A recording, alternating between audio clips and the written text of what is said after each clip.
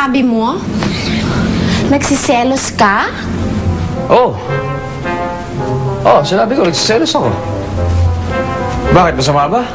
Nagsiselos ako dahil wala ka na ibang ginawa kundi umalis, sumama sa kanya. Wala ka ng oras dito, wala ka ng oras sa akin. Di ba, kaibigan mo ako?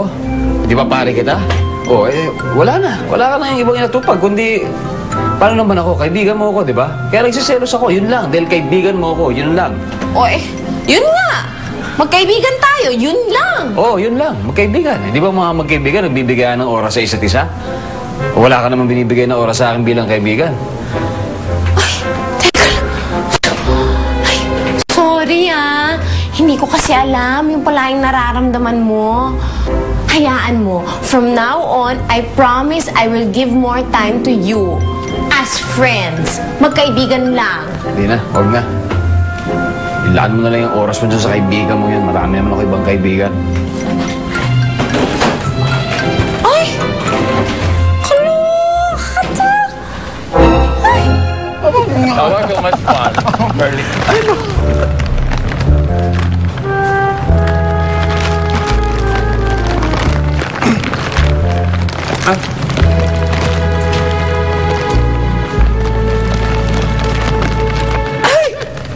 Nahulog! Ako din!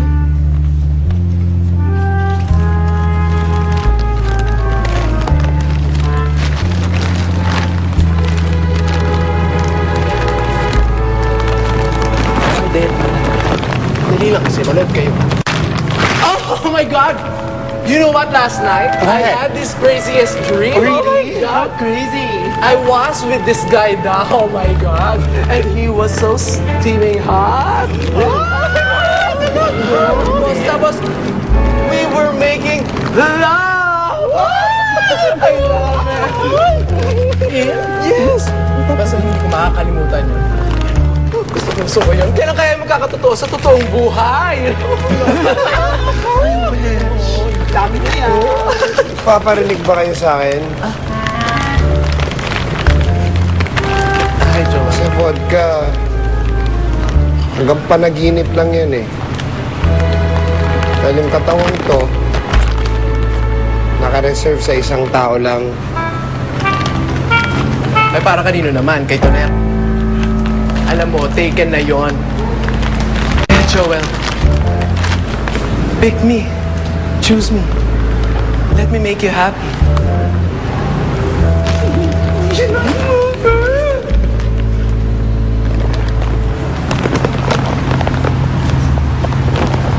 Alam mo, pare, ang gwapo mo.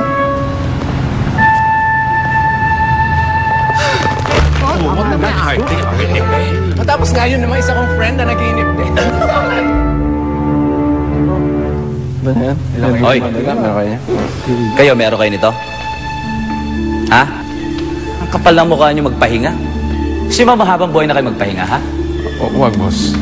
Kasi narinig lang naman namin yung usapan yung agabi ni Gustales, eh. Di ba, malapit nyo na mahanap si Tonya, sabi niya. Kaya hindi na muna kami kumikilos. Mamaya, di ba, mapurnada pa yung pagsuko niya. Paano na yun, di ba? Alam mo, nag-iisip ka rin pala, eh. Oras na sumuko yung Tonyang yan. Ipaparanas mo sa kanya yung hirap na ginawa niya kay Mia. Akit pa ng konti yung yung arko. Sige. Punuin nyo na muna ng mga ang tawag dyan? Distal. Sige. Ika. Excuse me. Bless you. You look tired, darling. You look tired. Magpahinga kaya muna. Hindi, okay lang, tita. Mamaya na. Kailangan ko tapusin itong setup na to eh. Tapos, yung proposal nga, hindi ko pa nasasubmit sa inyo. Sorry po for the delay. Pero I just have to finish this. What? Andali na lang po. What proposal? I already have it. Actually, I like your vision for the show. I didn't know you can be that creative. The proposal? Pero hindi ko po... Alam mo, pwedeng-pwede ka na magtayo ng sarili mong club. If you like, you can run this club on your own. Well, magpahinga ka muna. After this, Well, I don't want you to get sick on a very special night of our show. Okay?